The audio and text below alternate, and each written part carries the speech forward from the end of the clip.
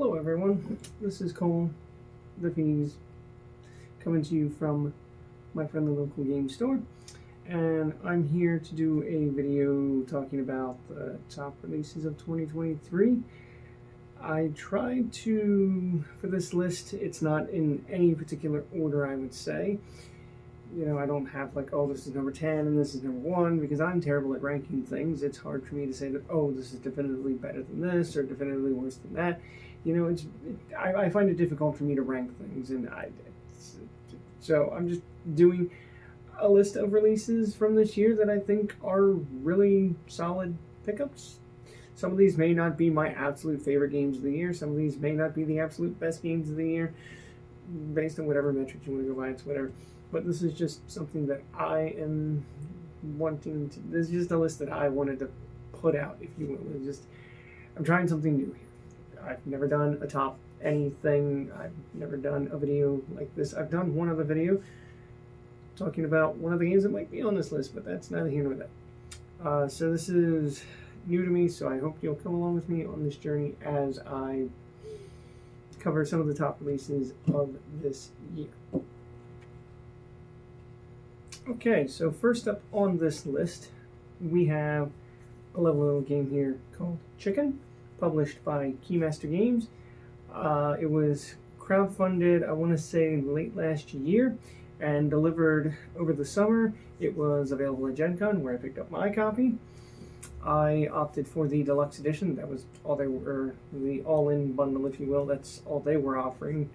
Nice little price. You got the game itself, came with a mini expansion and a neat little terrain pack to help enhance the table presence. Not strictly needed for gameplay though, but I got it all the same. But yeah, Chicken is this delightful push your luck dice rolling game that I absolutely enjoy. It is super light, super quick, and you can pull it out and teach to anybody. And that's the point that I love about this game and that I've seen with this game. My family, some of them, they like to play games, but they're not strictly gamers like I am. The games that I absolutely most enjoy, I would never be able to pull out with my family. Absolutely not. It would go right over their heads, and I am not. I have no predispositions about that point. I absolutely know what my family can handle, and this they can handle, and this they enjoy. This is really great. I mean, you're just rolling dice, potentially pushing your luck, and it's just a race to see who can get to 25 points first. But it's just so much fun all the same, because it's like, I've got one fox and I've got all these dice, excuse me, that I'm going to be re-rolling.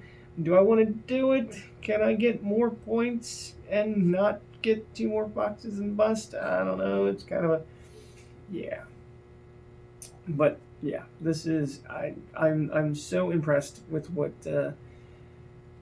Keymaster Games has done with this release. I mean, everything about it. The packaging is super solid. The artwork is incredible for what little artwork there is, but that's the point.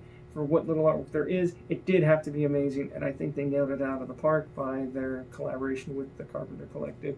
I mean, just everything about this, it's very eye-catching, it's very appealing, and as you're watching people playing, it seems like, oh man, I don't know, is he gonna... Yeah, this one's just a lot of fun. I even got to play it at Gen Con when I picked it up, and so that was just a lot of fun too. Definitely a highlight for me there. But yeah, this is one that I've gotten to the table quite a bit now. Like, I think at least a solid 20 plays, if not more. But yeah, I think it's only $20 USD MSRP for this, which is really nice. And if you want the mini expansion and the terrain pack, that's another 20 on top. 40 all in. Yeah, it's super solid. I can't say enough about this. But I guess I should say that it's designed by Scott Holmes. That's another important fact to highlight there for you. But yeah, otherwise, yeah. And this is great for all ages, all sizes. I mean, this plays all the way up to 8 or as little as 2. It works. It all counts. I really reckon that this is the idea of a stocking stuffer for the holidays. Let me just say that's another fine point. If you're looking for something small and easy to pick up for the gamer in your life, this is a solid way to go. Chicken. All right. Next, we've got this lovely little release here. This is Setup. It's by Desert Wizard Studio. I'm not 100% sure off the top of my head who the designer on this one is, but this is another game, much like Chicken, that can easily be pulled out with any group of any age and any experience. I would say if you've ever played a game like Rummy or Rummy Cube or anything like that, this game is going to feel right at home. This probably isn't the deepest game you'll play or the most complex game or anything like that, but it's a nice light filler game. And the basic idea in this is that you've got a rack of tiles. There are like 5 different suits and 10 different numbers across those suits, so 1 through 10. And you're just trying to play some amount of tiles from your hand. There's also a common hand you can interact with. And so you're just trying to play some amount of tiles to make sets, either runs of sequential numbers of the same color or runs of the same number, so like maybe 3 2s or the 4, 5, and 6 of spades or whatever the case may be.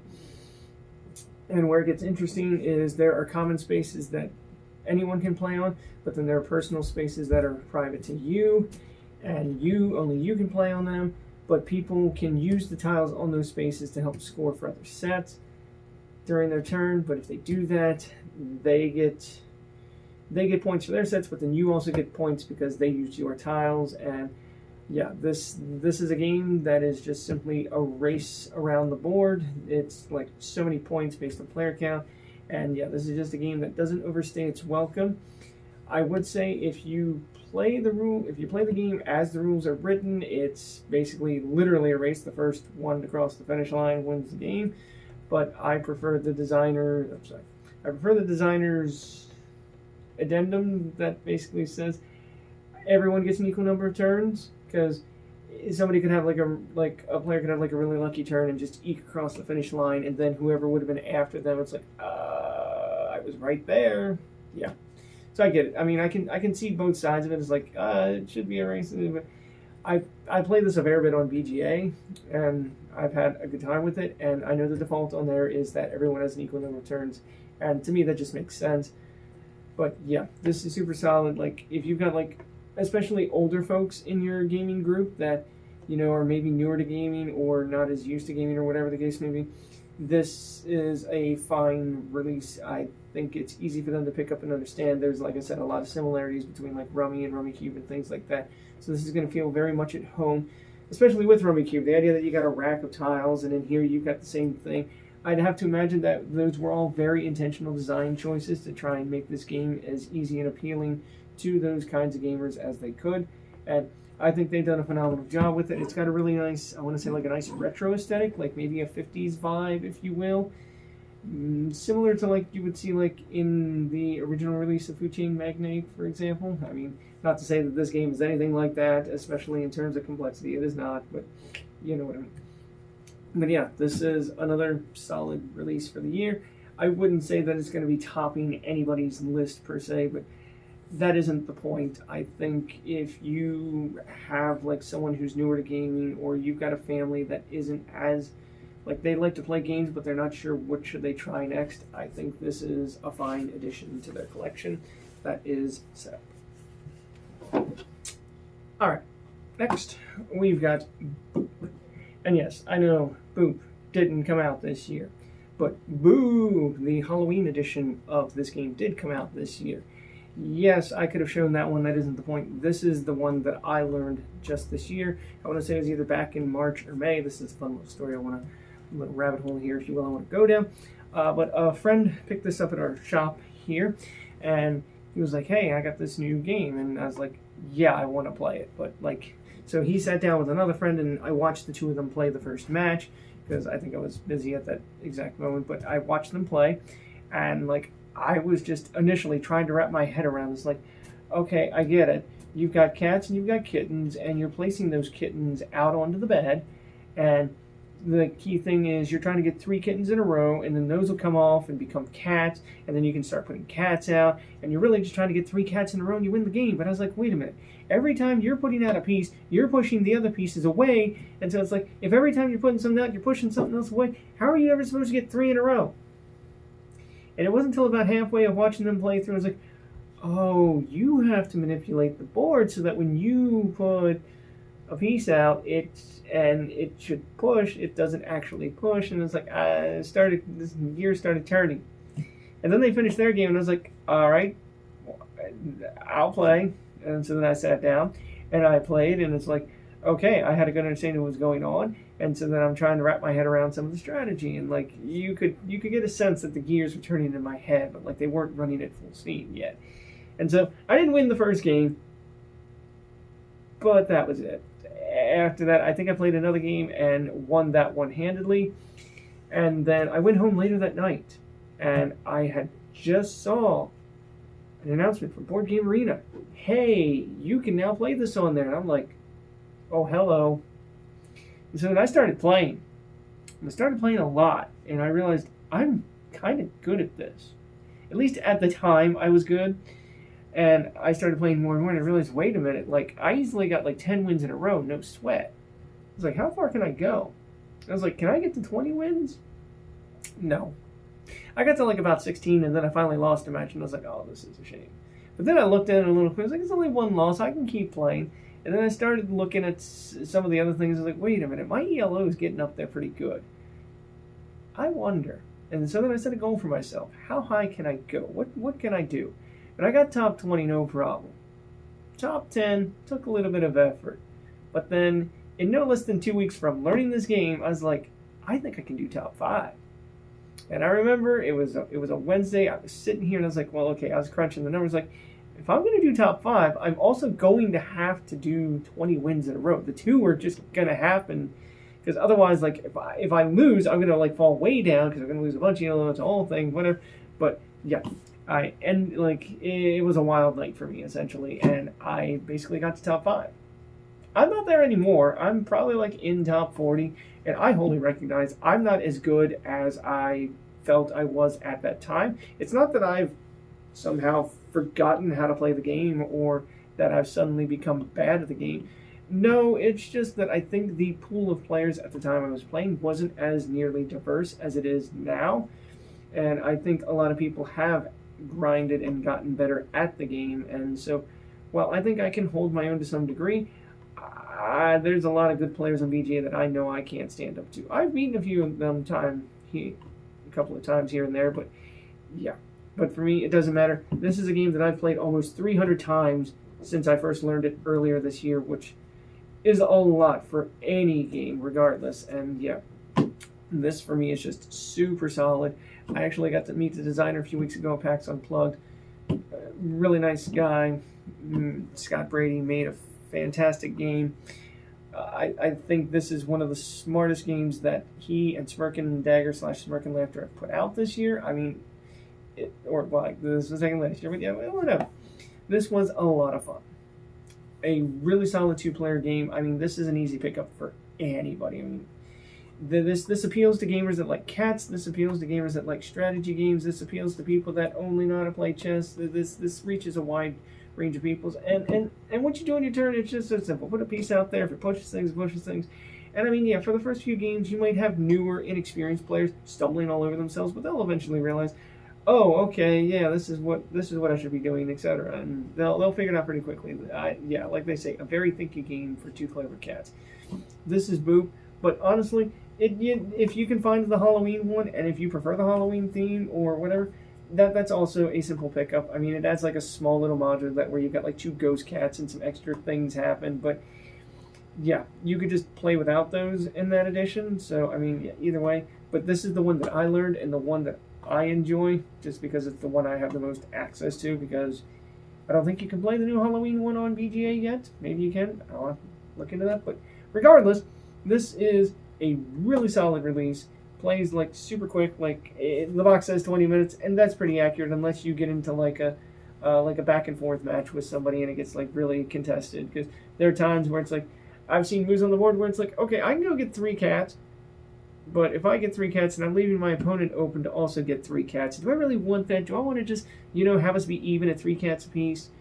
Or do I really want to fight this so that I end up in a position where I get 3 cats, they get nothing, and then I have that advantage that I can lord over them? And sometimes it's worth the fight, other times it's not. But that's just the fun of the game that I love, and that is one that I highly recommend. I don't think this is quite fit in the stocking, but yeah, this is an easy pickup that I would recommend for pretty much any gamer that doesn't mind like abstract strategy games. This is among the best of them. This is all right. Next up, we've got Point City. This is a collaboration between Flat Out Games and AEG. Not the first such collaboration that they've done. They've done other notable games like Cascadia and Calico, and of course the predecessor to this, Point Salad, which I think I could point to on my shelf. Hey, look, well, not my shelf, the store shelf, but you know what I mean. There it is. That. But yes, this is Point City. This is the follow-up to Point Salad, and when this was announced, I was beyond excited. It's like this was like hotly anticipated for me. I think this was on my most anticipated for the year. I don't know if it quite made my top 5. I'd have to double check my post from earlier this year. But either way, this is what I was definitely very much looking forward to. I absolutely wanted to pick this up at Gen Con this year, but the game just missed the boat. I would say not necessarily. Yeah. It didn't quite make it in time for Gen Con, which is unfortunate. So they didn't have any copies available. I think they had like one demo copy, but it's fine. I even seem to recall last year somebody was wandering around with like a prototype copy, and I was like, I didn't find out until like the last minute that they had it. And I was like, oh man, I would have loved to have played that because I'm very much looking forward to this. But yes, Point City is a fantastic game. It has the same double-sided cards like you would find in Point Salad. One side you've got resource cards, and the other side you've got building cards, because this is a tableau builder in which you are building cities. It feels very much like a nice mix like if Splendor and Point Salad had a child, this would be that offspring. So you have like these resource cards that you could think of like your gems, if you will, and so you're gathering these various resources, and then you're using them to build buildings that can get you points, generate you resources every turn, or even potentially earn you civic tokens that can also be things that get you points, like, oh, you get a point for every building that generates this particular resource at the end of the game, or whatever the case may be. And so, yeah, this just, yeah, a lot of the scoring mechanics feel the same from Point Salad, but then a lot of, like, the gameplay itself feels kind of similar to Splendor, if you will. What's nice about this, though, is this uses a 16-card 4x4 grid, and in this game, you are... on your turn, you're going to draw any 2 adjacent cards from that grid, and what's interesting about that is, like I said, if you take a resource, that'll be replaced with a building, and if you take a building, it gets replaced with a resource. Starting out, they're all resources, but quickly as the game progresses, things are constantly going to be, like, rotating in and out. So, like, you're going to, like, 1 minute there's going to be a resource there that you need, but then the next minute there is a building there, and yeah, it's just so much fun, and it's even got a solo mode, which is great. It's super solid, can easily pull out at any point and just play. It's like it's not the most deep or complex solo mode too, which is nice. It's very light in the administrative side of things in terms of what you have to do for the AI opponent, if you will. There's not like a complex flow chart or anything that you might find with some other games. Not to say that's bad, but sometimes you just want a nice solo mode that's easy to parse, and then you can just kind of casually go through it. You don't have to think too hard, and this is that. I would say if there was ever one bad thing about this game, and this is me stretching, the original Point Salad played up to 6. This only goes up to 4. I don't know that there's anything that could be done about that with like an expansion or something. I don't know, but it's not a con for me. It's not going to stop me from playing. I rarely ever have gaming groups that push to 5 and 6, but if you're one of those people that regularly has gaming groups that go to 5 and 6, this may not be suitable for your group, unfortunately, but that's just something to be mindful of. Regardless, this is really solid. Like I said, a lot of the same designers that did Point Salad have come back to do Point City. Let's see, we've got Molly Johnson, Robert Melvin, and Sean Stankwich, which, yeah, fantastic. I highly recommend. Don't know if it quite fits in the stocking, but would make for a solid stocking stuffer all the same. Yeah, that's Point City. One of the top releases of the year for me. Alright, next up, we've got Marine Worlds, an expansion for Ark Nova. Ark Nova is a game that I started playing last year. I think I saw somewhere that it was like on a really good sale, and I was like, oh man, I really want to get it, but like it was one of those in-store only kind of a deals, and I was like, could I get there? Like I think it was like at a sale at Barnes & Noble or something. I was like, I was like kicking myself that I missed like this incredible sale, and I was like, ah man. But then I remembered I work in a game store. Hello, I'll just get it there. I crunched the numbers. It's like at the end of the day, I it would have been nice to get it on that sale, but here we are.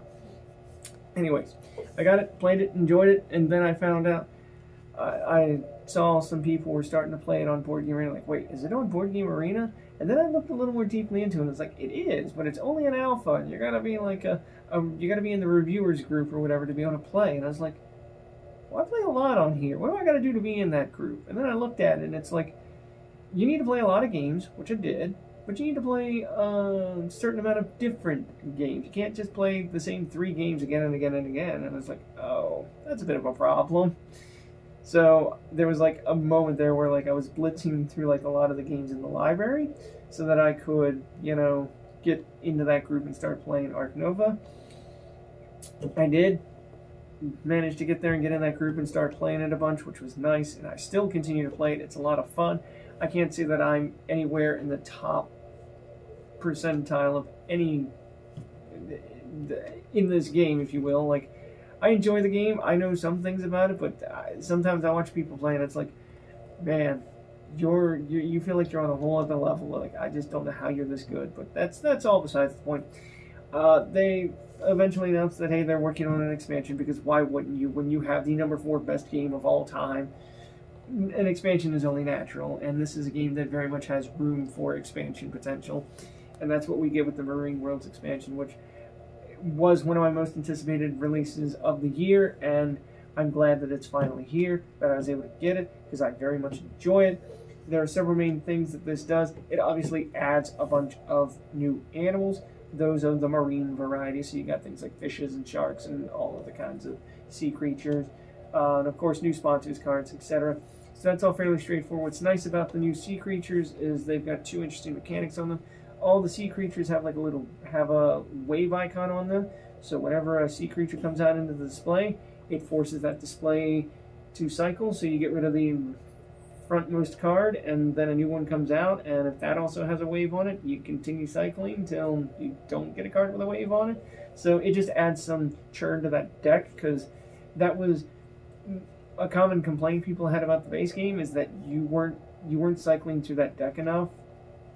I don't think it's as big of an issue as some people made it out to be. That's just my personal opinion, though.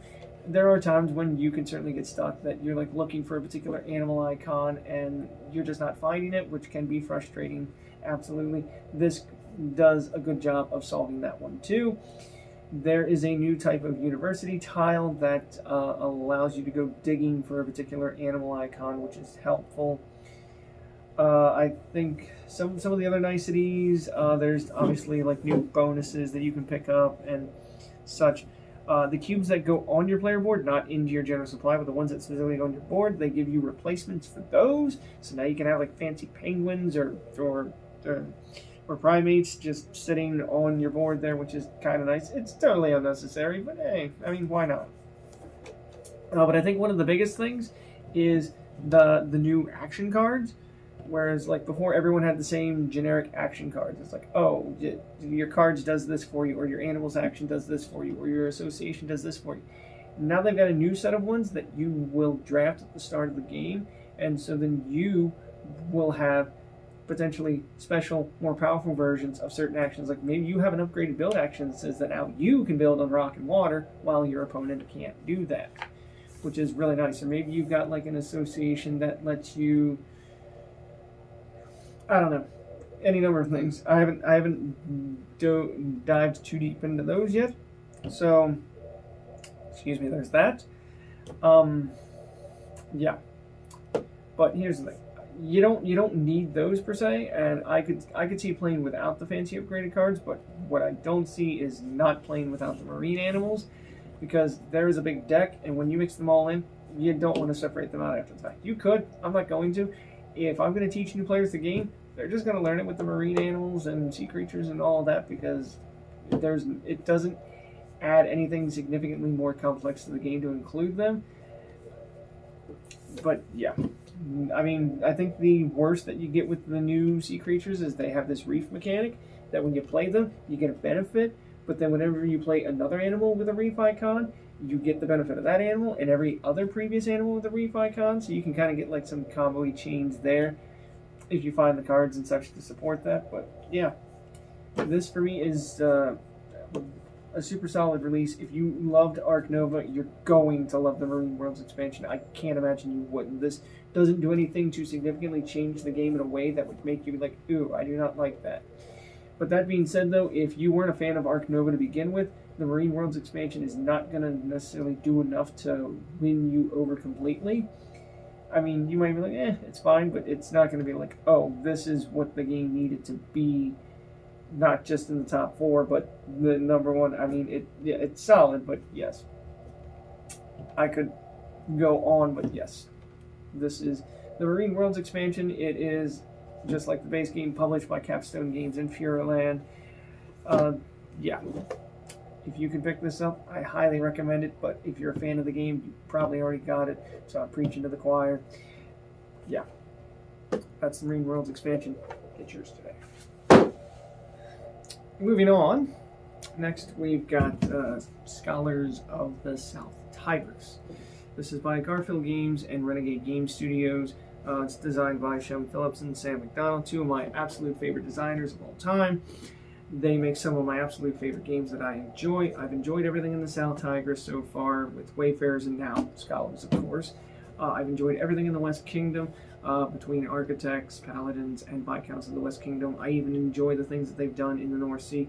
I haven't had too much exposure with Shipwrights, and when they announced that they're doing the Redux, I didn't have a strong interest in continuing to play the version that I have. I'll just wait for the Redux and dive on into that one at first. But yes, I enjoyed Explorers and Raiders as an all-time classic. If you haven't played that one, go do yourself the favor. It's available digitally as well, so that makes it even easier. But yeah, this is Scholars. This is the second game in the South Tigris trilogy, with Inventors due out sometime next year. But what I love about this game, and this is probably the heaviest game I'm talking about thus far, with Scholars, the thematic overlay here is that this is set in a time period where there's a lot of fractured knowledge, and you're trying to translate all that fractured knowledge into one common language, which is Arabic, if you will. And so that's largely what you are trying to do in this game. You are taking all these various scrolls and you're delivering them to what's known as the House of Wisdom, and you're trying to then translate all those scrolls into Arabic, so everything is in one central language, so you have a central pool of knowledge that you can then share with the world. Thematically, it's interesting, but the gameplay is even more interesting. One of the core things that I like about this game is that a lot of your actions, you have these cards that you're going to play, and then you have dice and workers that you're going to add to those cards. And what I love about this game is a lot of the actions care about the sum total of your dice and the color of your dice. And what's interesting about that is you have white dice, primary colored dice, secondary colored dice, and then you have white and primary colored workers. So when you play, if you play just white dice, your action has no color. If you play a primary color, your action is that color. If you play a secondary die, your action is that secondary color. If you play two different primary colors together, they combine to make a secondary color, which is really neat. And then on top of that, the workers, you can spend a worker on a die to make the die be that color. If it's already that color, you make that die a 6 instead, increasing its value, making it more able to do things. And if you spend 2 workers, you can force a die to be a different color and then force that die to also be a 6.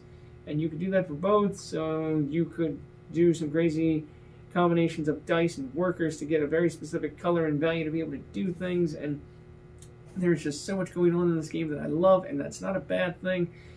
It can be a lot to process the first time you play, absolutely. But I think once you've got a play or two under your belt, then everything kind of makes sense. That it's like, okay, so there needs to be translators in the private rooms that can do the translating. So you need to go and employ those so that you can then go take scrolls that are out on the map and you can send them to the House of Wisdom, and then you can go translate those scrolls into Arabic, and then there's just so much going on. It's a lot of fun. Meanwhile, you're trying to influence guilds and get bonuses. The game goes on, and it's just just the way everything synergizes. This is obviously one of Shem Phillips and Sam McDonald's best games to date, and it absolutely shows. I know there's obviously going to be an expansion at some point. I don't strictly know what they're going to add, but you can be rest assured I am very much looking forward to that when it comes. But yeah, and I love that this has a solo mode, much like all their games do. And what I love about this and some of the other games that they've done solo modes for, at least with Wayfarers anyways, they've found a way to distill a solo mode down to just one special board and 6 cards. That's all you need additional for the solo mode, which is super solid. I mean, yes, you're relying on a lot of the other components that already exist, but the fact that that's all you need additionally, and yeah, obviously the rules, but that's the point. I think this is just super solid. Even if you're playing solo, which I do need to play more because I've played it twice now, lost twice, and I'm not sure I fully understand why I lost as badly as I did. Either I'm just fundamentally not picking up on something, or the AI is just that good. But I was playing on easy, so are they? I don't know. But yeah, I would say if you like any of the other games that Garfield Games and Renegade Studios have put out, you're gonna love this one. Especially if you liked Wayfarers or Paladins. If you liked Paladins, you're going to love this. This has a very similar weight and feel to that of Paladins. So yeah, if you love that, I think you would love this. If you've got a heavy gamer in your life that likes these kind of games, this is going to be a solid pickup. I know that this one only recently came out, so there's a good chance they probably don't have it, but if they're huge fans like I am, they might already have it, but that's not the point. That being said, if you haven't tried this one out yet and you've been on the fence about it, I say go for it. I don't think you'll be disappointed. And one of the things that I very much appreciate about this is color is a central theme / mechanic in this game, and I was worried. I had a friend when I first got this, like it was right around my birthday, and I was with a friend and I was like, I really want to play this. Like, I know you want to play, like, it was the same time the Dune Imperium Uprising had come out, and they wanted to play that, and I was like, I really want to play this. They had already played Uprising themselves, and they were going to continue to play it over the coming days and all that. I was like, man, and they were nice. They were willing to set aside time and play this with me, but I was a little hesitant because with color being a central theme / mechanic, and my friend is colorblind, I was like, oh boy, this might be interesting. They managed to figure it out fine. And that's what I appreciate about this. They found a way to design this that despite how much color is infused into the game, they found a way to make it so that colorblind people or color impaired people can enjoy this game all the same. And yeah, they very much enjoyed the game, and the other people that I was playing with, and everyone I've showed this to has very much enjoyed this. It's been a heavy experience for some of them. They've had a hard time understanding some of the things, but by the end they've all enjoyed it and would happily play it again. And this is one that I could just go on and on and on about, but I highly recommend it either way. This is Scholars of the South Tigris.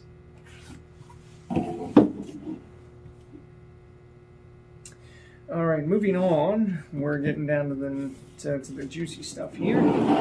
Next, I want to talk about Unfair, the CHKO expansion. This is a release that is very near and dear to my heart. Unfair is my #2 favorite game of all time. I'll never forget when this first came to Kickstarter, the base game, mind you. I had originally looked at the campaign and I was like, this looks interesting, but I didn't see anything that jumped out at me like, I need to back this now, versus just wait till it comes to retail like Amazon or whatever and I'll get it then. But then I saw a review from Man vs. Meeple at the time, and this was at a time when like the reviews they were putting, or like I shouldn't say reviews, the previews they were putting out were like on a whole other level. The quality was beyond anything I had seen for the time. Like, I mean, Dice Tower was cranking things out, but like, I mean, this just looked so nice and on a much different level, and I was like, this is amazing. And then I saw the preview for this, and I was like, okay, you've sold me. I'm going to go back this immediately. I did. I got it. I showed it to my friends. We played it. We loved it. And I just haven't stopped enjoying it since. I remember somehow making it clear to the designer, Joel Finch, that I love his game, that I love this game. And he's like, cool, you want to help me playtest the first expansion? And I was like, no one's ever asked me to do that. Absolutely. And so I was sent the print and play files. I did the print and play. I got it all set up, and I did my due diligence and did my play testing, and it was a lot of fun. And that eventually released, and I got my copy of that, no problem. And then he eventually reached out and was like, hey, we're going to be playtesting the next expansion. You want in? And I was like, okay. I was like, but it's going to be different this time because I've got a mod set up for Tabletop Simulator. We're going to do it on there, and then we're going to put you in this Discord server. You're going to playtest with other people there and be able to offer feedback and all this and that. And it was really solid. So I started doing some playtesting, and quickly I fell into a group of like core gamers. Like there was like 5 of us that just played this like nonstop. We played like 3-4 times a week, and we would give like a lot of feedback to the designer. It was amazing, and the designer recognized how much feedback we were giving, and so he's like, okay, I can see that you lot love this game, so I'm going to put you all in your own little private bubble here, and we can talk more directly and really sort this out. And yeah, I've essentially become a core playtester for the game, and that's I can only say so much on that front. I can't speak to anything coming out in the future other than that we know what's the next expansion after this. But that's besides the point. I feel with this expansion, which I very much enjoy, I feel a certain level of personal responsibility for the quality of how this expansion turned out. I think it's amazing, but for how much I was invested in the playtesting of this, like I said, I feel some level of personal responsibility for its quality. So if you don't like it, that reflects on me, and I'm sorry. I can't imagine a world where you wouldn't like this, though. If you love Unfair and all that it has to offer, you're gonna love this. And yeah, I keep saying CHKO. I should spell that out for you. We've got Comic Book, Hacker, Kaiju, and Ocean. Ocean is probably the most straightforward theme you can add, and that's what I love. It adds cute little like SeaWorld-esque animals. You got like sea lions and manta rays and dolphins and things like that. It's all very cutesy, and all those animals can earn you money every round, which is really nice. And of course there are blueprints that play off that fact. It's like they want you to have certain animals in certain spots, and you get rewarded for it. And it's all fantastic, and I love it. It's great. It's sweet. Yeah, that's probably the most straightforward one you can add. It's akin to like Western from the ABDW expansion. I would say the other relatively straightforward one we have here is the Hacker expansion. It introduces a new type of icon, the Wi-Fi symbol, if you will. There are certain cards and staff abilities that key off of having Wi-Fi symbols, etc., which is nice. But the core thing it adds is you've got hackers, and these are like special staff members that can do targeted attacks on your opponent, like whether it's to close a ride or draw a card or whatever the case may be. Yeah, and there are ways that like you can capitalize on that. So like there are ways that you can earn money for having those, and there are ways that you can earn stars for having those. So much so that at one point during the development process, like spoiler alert, there's also a solo mode in this, which I'll get to that in a moment, but I was doing a solo playtest with the Hacker expansion, and it got me thinking, and I was chatting with the designer, and it's like, we joked, it's like, I wonder if it's possible to build a park in which you have no attractions. And not just like, oh, you ended the game with no attractions, more that you never built any attractions in the first place, because you could easily build them and then destroy them, and it was like, no, I don't want that. Like, I never build an attraction, period. So I started theorizing, which is a thing I do. I think about like theoretical combos, and then I think about what would it take to execute them, and then I try to do it and see if it breaks the game, and yeah, I did that. I actually did the unthinkable. I built a park without any attractions ever being built ever, and managed to beat the solo mode. Needless to say, the designer was completely blown away. It's like, my gosh, that's insane. And it absolutely was. And he was like, yeah, as cool as it is, we can't have that happen. So they had to update a few blueprints in order to put certain minimum requirements on them so that what I did couldn't be done again. Yeah, it's fine. And that's why I feel this is so good. And speaking of that same avenue, in some of the playtesting we did, like there's a card from the Alien expansion or theme pack known as the Shield Generator, a really powerful card, and there was one point during the game, during the playtesting process, that I managed to take advantage of that card and its wording, and it was such that normally you can only ever have one dinosaur on an attraction at a time, and I was like, but if I get a shield generator, I can exploit that. I can have more than one dinosaur. Yeah. The designer was like, that's cool and all, but we can't have that. And it wasn't so much that we had multiple dinos, it's just that the specific wording of the shield generator caused conflicts with certain other new cards that were being introduced in these theme packs. So the wording had to be changed, but I feel personally responsible for the wording change on the shield generator. So if you get this expansion and see that new updated card added into your collection and you realize, oh, this isn't as good anymore, you can blame me. But at any rate, that's that. We've got a comic book which adds it adds a new type of card known as masterminds. So instead of building your showcase, you could recruit a mastermind. You could think of it starting out as they're like a low level a person with a moderate power, but then as you gain more power over the game, you can potentially trigger their level 3 ability, and they can turn into full villain, if you will, and yeah, all kinds of crazy things can happen there. It's really interesting because sometimes you have to decide, it's like, do I want this mastermind and its sweet abilities, or do I want to just build a traditional showcase and just be all boring and whatever and what have you? Yeah. And then I think the nastiest expansion in the expansion theme pack in the whole bunch here is the Kaiju. So what that's going to do is your unfair cards, bye-bye. Instead, Kaiju. So when an unfair card comes out, you've got Kaiju. And what are Kaiju going to do? They are going to wreck your park hard. So naturally, you got two ways to deal with it.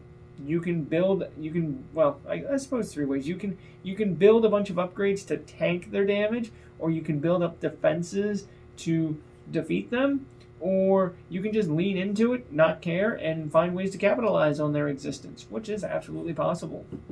But it's interesting because every avenue potentially works, especially if you attack them. You're earning like defense medals that are worth, like, you can cash them in for money early on if you're desperate, or you can save them to the end and get a lot of points that way. I could go on, but the other thing that this adds, which really makes this interesting for me, is a solo mode. So if the only thing ever holding you back from unfair was the fact that it didn't have a good solo mode, this fixes that. So absolutely, if you're looking to play unfair, but you're only a solo gamer, then you definitely want to pick up this expansion, which I highly recommend you do. And what I like about it, the way the solo mode has been designed is, yeah, there's a certain logic to the AI as it stands, but there's room for potential other AI logics, if you will, that like maybe there's a different AI that has like a wholly different focus that might be coming out in future expansions. Who knows? We'll see. But this is the Unfair CHKO expansion that I highly recommend you pick up a copy if you haven't already.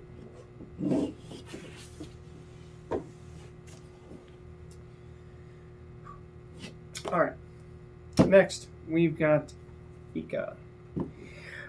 In listening to me speak earlier about Boop, you would have thought, oh, surely that could easily be my best 2-player game of the year. And don't get me wrong, Boop is a phenomenal game.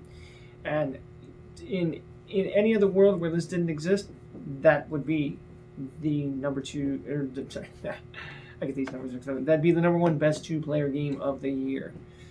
But no. For me, Fika is the number 1 2-player game of the year. I remember about a month and a half ago, I think it was early November, Board Game Arena had announced that you could now play this on there. And I was like, oh, cool. Because I remember seeing this in like one of our Game Trade magazines or whatever, and I was like, oh, that sounds really interesting. And then I remember seeing it at Gen Con. I'm mad that I didn't think to pick up a copy then and there because they had plenty of them. But yeah, this popped up on Board Game Arena, and I was like, well, I don't know how to play, but I'd love to learn. And so I ran to their tutorial, which is solid. I'd never used their tutorial system before, and so this was a nice like hand-holding experience, if you will, that I very much appreciated. And then immediately when that was through, I queued up a game, played it. I don't recall if I won that first game, but I very much enjoyed it, and I continued to play and play and play, and I fell down a rabbit hole. I quickly realized, wait, I'm actually pretty good at this, like really good at this. And so I was like, oh man, I started looking at the stats like, I yeah, I'm the number 2 player in the world. What? Where's but don't I get a badge that tells me I'm the number 2 player in the world? Like I've got the second highest ELO at this moment, and it's like I look into it and it's like, yeah, there's badges, but you need at least 300 ELO to get that. And I was like, oh, and I've only got about half that. Cool. So like I said, I became obsessed, and I was like, I think I can get to that 300 ELO mark. And so I played and played and played, and I was doing very well. There was one moment where I lost a game, and I was like, oh no! That sucks, because now I lost a bunch of ELO, and now, like, that day's worth of games has just been wiped out. So then I had to continue playing more and more and more. And I remember I was sitting here, it was a Friday night, the shop is busy, everyone's playing Magic the Gathering. I'm like, nah, I'm playing Fika, fam. That's where the real fun's at. And so I was playing and playing and playing and winning and winning and winning, and eventually it's just after midnight and I'm exhausted, I'm hungry, I need food, I need something, and yeah, I got that top 2 badge. It was incredible. And then I was like, yeah, I'm not playing anymore because there's still a bit of a gap between me and first place. I'm not saying I couldn't get there, but I was not prepared to continue to sit there and try. So I go home and I eat, and then I look at it and I realize, oh wait, the person at number 1 just lost a match, like not even an hour ago. If I play and win, I might get the top spot. That's what I did.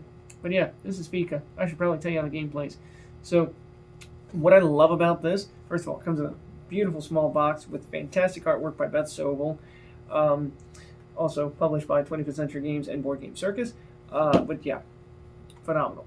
But this is an 18 card game, which you see a lot of, like micro game challenges, or at least I see them pop up on BGG from time to time. It's like, oh, here's an 18 card challenge or a 9 card challenge. Make a game out of this. And I feel like this may have been inspired by one of those challenges. Now, granted, there's a little more than 18 cards, but at the end of the day, it's really only 18 cards that you need to play the game with. You've got 3 colors or suits, if you will, and 6 numbers in each of those 1 through 6. And what's interesting is each card does something. Like each number has its own ability, and each number scores in its own unique way. And so you have like, you're playing as like rival cafes trying to attract customers into them. And so you've got these 5 spots in front of you, much as your opponent does. And so you're just trying to select cards and play them into those spots and trigger abilities and do all these things so that you can score for your cards in the best way possible. But where it gets really interesting is a lot of the cards let you screw with your opponent, or let them screw with you, or move things around such that it messes with them in that way. And it's a very tactical game that is just super solid, that I very much enjoy. And I even appreciate the theme.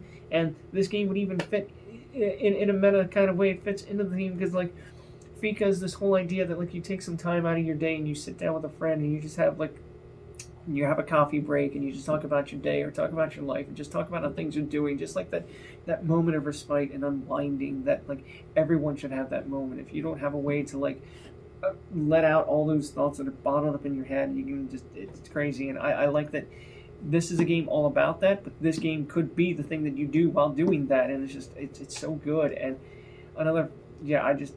this is, like, so good, and I love the tactical nature of it all, and the fact that there's just that ever slight bit of hidden information, because there's 18 cards, you have 6 in your hand, 4 open off to the side of the board, your opponent has 6, but then there are 2 that are face down, so you don't have perfect knowledge, so you kind of have to weigh sometimes. It's like, do they have the thing that I think they might have, or don't they? And you never know, and it's really good. And yeah, the game plays like 20 minutes tops. It's a best of 3. I love it. I wrote a review saying how good this is. Go read that if you haven't. I've played this a bunch. I love this so much.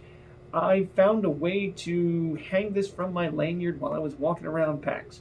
I'm a little disappointed more people didn't notice it, but yes, I had this around my neck everywhere I was at PAX. It was just, yeah. I think I had like one person ask me about it, and like I did not hesitate to tell them how good it was. I was even hoping I could pull out a few like on-the-spot games with this. That's just how much I enjoy this. Now, since hitting the top spot on VGA, I have slowed down in my plays a little, and the pool isn't super diverse at the moment, so competition matches are hard to queue up at times. But yeah, this is one that, to me, this is the stocking stuffer. Like, I would say if you like a game like Seven Wonders Duel, like how that's a tactical game, like if you like that, you'll absolutely love this. And what's even more insane to me is this has a $15 USD MSRP, which is, I mean, the amount of gameplay you're getting for the price is unmatched. It's not literally unmatched by Restoration Games, but that's not the point. This is a value you cannot beat. This is like easily one of the best pickups you can make for this year. That is why it is one of my top releases. That is why, if you have the opportunity to play it, please do. If you don't know how to play and you want to play, send me a friend request on VGA. My name is Deviz on there, no problem. Yeah, go on there, send me a match request, send me a friend request, whatever. I will play you. If you don't know how to play, I will teach you. Doesn't matter. I love this one a lot. This is easily my #1 2-player game of the year. Again, Fika by 25th Century Games, Board Game Circus. Cannot say enough about this. Check it out.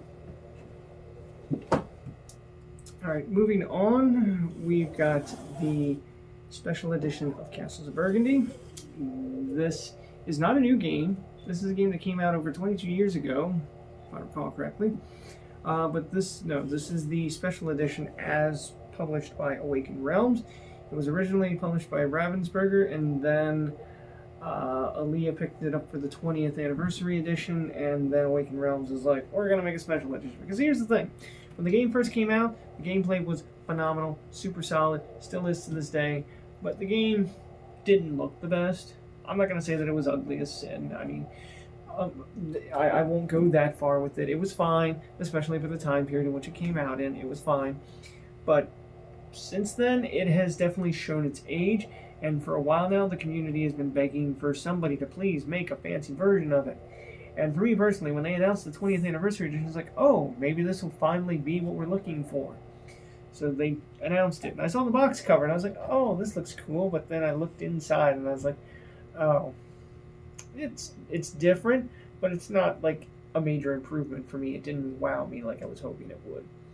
But then, a couple of years later, Awakened Realms is like, what if we made a special edition of it? What if we made it as fancy as we can make? And this is what you got. So full disclosure, I got I think their Royal Pledge. Basically, I got all the gameplay stuff. I got the castle miniatures with the sun drop on them. But then I also sprang for the playmat, and I sprang for the acrylic hexes and tiles as add-ons. You know, I got all of that. That being said, this is available in retail. It's got a very high MSRP. I will say that up front. So it might be a hard thing to want to pick up as a gift, but I'll touch on that more in a moment. But yeah, Castles of Burgundy. If you're a gamer and haven't heard about this one, I would say you're probably living under a rock. I could understand if you haven't played it, but you should have at least heard of it. It is a phenomenal game through and through. If you've never played it, though, I do recommend you check it out in whatever way you can. It is available digitally on Steam, iOS. You can even play it on VGA, and it's freely available on VGA, so you can just queue up a match amongst friends. You don't even need premium. That's how free it is. But yeah, the gameplay is just solid, but the special edition, it adds just such amazing table presence to the game that is unlike anything I've seen in a while. It's really good. That's the main point. Is this the gameplay on this is just on a whole other level. Let's be honest. I very much enjoy what this is doing, and I like for the special edition they bundled everything that's ever been released for this game up to date, which is nice. You got all the like all the nice little mini expansions here that they put out. They've also included a whole new expansion known as the Vineyards expansion, and my gosh, do I love the Vineyards expansion, because you have these quad-layered boards that sit off to the side of your main board, and so then you've got like all these different layers, like in a vineyard, if you will, that you're trying to take these double hex tiles that are representing grapes that you're trying to put into your vineyards, and you're trying to make like groupings in the same color to score points in them, like you would a region that's been completed. It's a lot of it's a lot that I very much enjoy. Yeah. Boy, sorry. Yeah, what I even love about the expansion is at the onset you think, well, wait a minute, if I'm spending all this time focusing on my sideboard, how is that helping me with my main board? And that's the thing. Every time you put grapes into your vineyard, you're getting bonus actions and bonus abilities, which help fuel filling your board. So in the end, it all kinds of works out the same. If you played a really good game, you might see a small uptick in your score. If you've played a great game, you could see a nice boost because there's a lot of potential points over here in these vineyards, but if your opponents are paying attention, they're not going to let you run away with it. But yeah, for me, this is a release that I highly recommend. Even if you can't pick up a copy for yourself, if you know someone who has it, hunt them down and play it with them. Like this is a game that I very much enjoy, and I know I'm not the only person in the world that does. I'll admit I partially fell in love with this game through a friend of mine. Her name's Bonznator. Bonscon, check her out. She's on Instagram, Twitch, etc. Look her up. She's an amazing personality. That's the very least of what I can say about her. But yeah, she and her community helped me in some ways fall in love with this game. I also have a friend here, my friend in the game store. He helped me learn the game. Essentially, he brought in like his original copy and we played it, and I remember enjoying it. And then I went home and I played it on and off on BGA. But that's what helped me like the game. It was her and her community that helped me decide, okay, I'm going all in on this. Like I want this. Yes. So yeah, and I'm glad I did. Like this is a phenomenal release. That yeah, I'm glad I picked it up. That being said, you can get this in retail. I don't think you can get the playmat or the acrylic add-ons that I have, and I don't think I think it includes the miniatures, but not the sun drop on the miniatures. But that's okay. The retail edition of this, with all its fancy cardboard and not acrylic, is still phenomenal. The art is still amazing. I still highly recommend that you pick it up regardless, which I admit is a tough thing to say because this has like $180 MSRP, so it is very expensive. I get that. So it's kind of hard. If you've never played, for me to say pick it up on a whim is a bit tough. I would say try it out, and if you like it, then maybe consider it. But even then, this can be really tough to go in on. I would say if you can seek out like a 20th anniversary edition copy, which should still be readily available, do that, play that a bunch, and if you find yourself continuing to play the game again and again and again, then consider investing in this because this is like a staple game, like just one you absolutely would love to have and be able to pull out at any time. It's so good. It's so great. I love it. I think again, like I said at the beginning of this, I'm terrible at ranking games, and so like if I was doing a top 10 all-time games for me or whatever, I have to think that this would probably be up there. There are quite a few that I know are on that list that are sentimental to me in ways, but I have to think that this would be one that gets up there because, I mean, just everything about this is so good and so great, and I could go on and on and on, but it would be ad nauseum at this point. All I can say is, for me, this is one of the top releases of the year, and I would say if you've got like a special gamer in your life that like you really want to show some appreciation to, and you know they like this game but don't have this release, get them a copy of this. They will probably be your friend for life.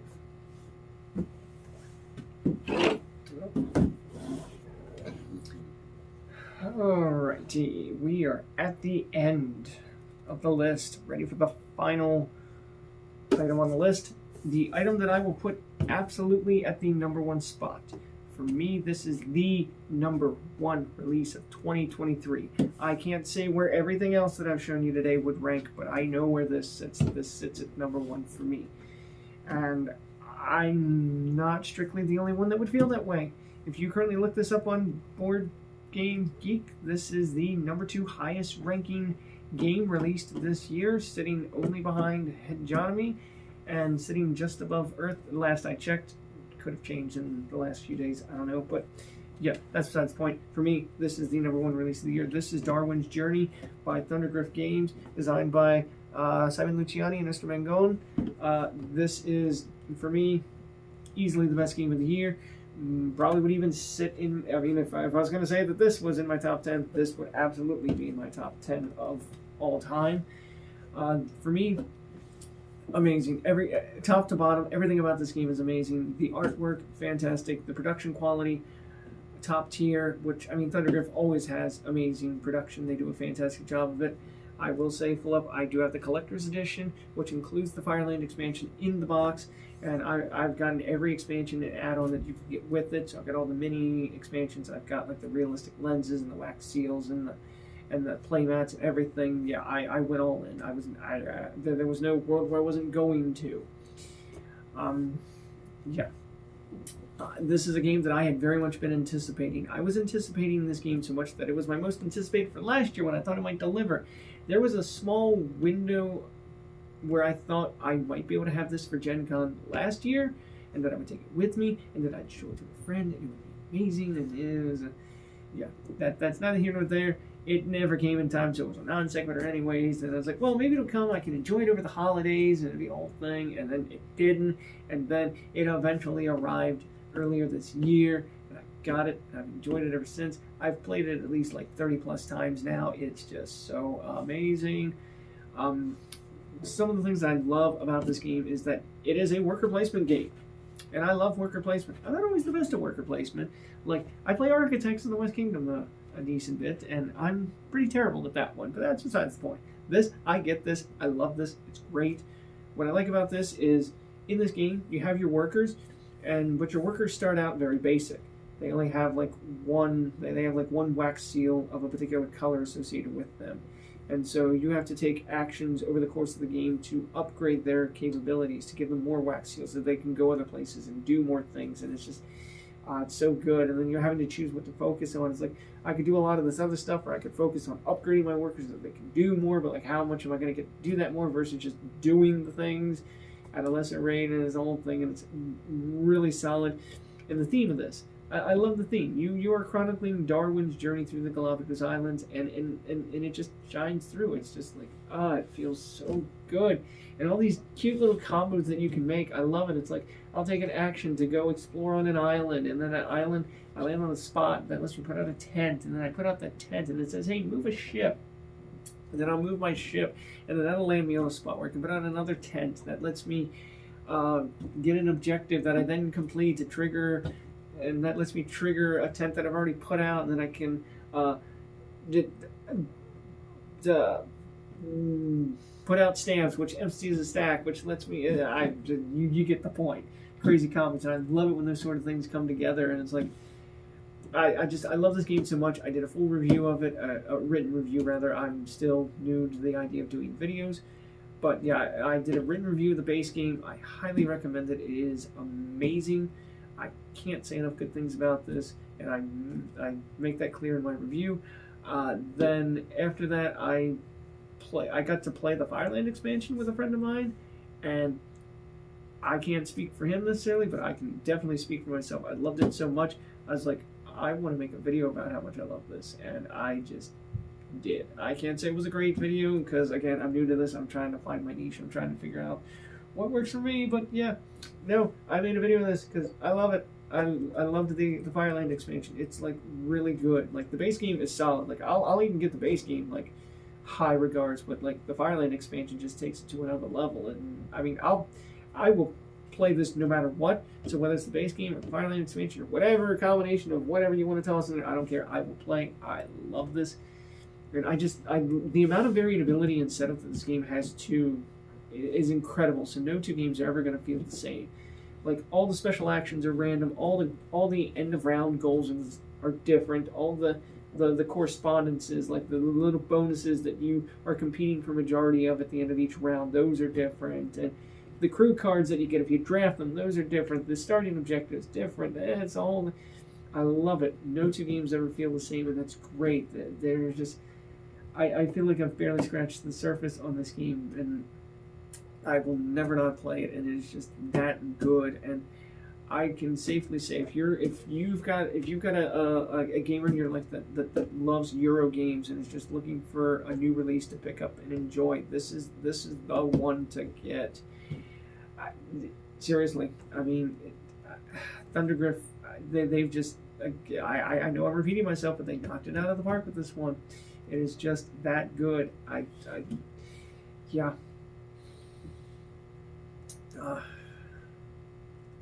And this you can find in your friendly local game store, and if they don't have a copy, just ask. It's readily available through distributors, but even still, if you want to get the fancy collector's edition with all the accoutrements, that is readily available for the time being directly through the publisher. I would say quantities are potentially limited, so I wouldn't sleep on it. If you want all those accoutrements, get them while you can.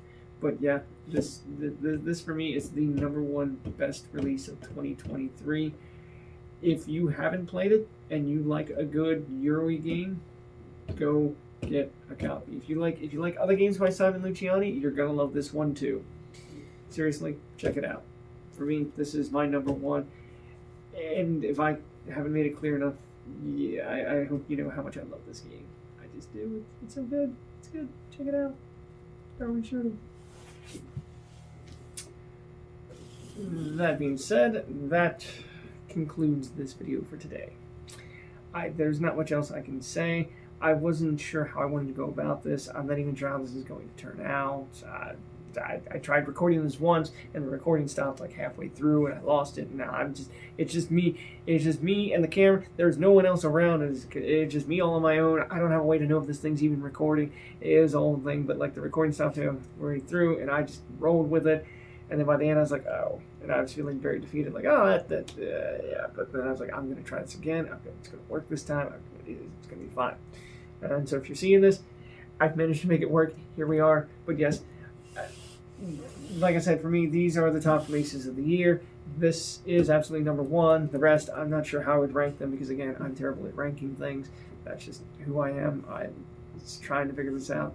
I hope you enjoyed this video. If I've rambled on too much or whatever, I apologize for wasting your time. But if you have anything that you would like to add, like maybe you disagree with me, let me know in the comments. If you think there's something that I've missed, feel free to point it out. I will say honestly, I try to play a lot of games. I really do. There are quite a few games, some of which are on our store's library shelf behind me here, that I've played that came out this year that are really good. Yeah.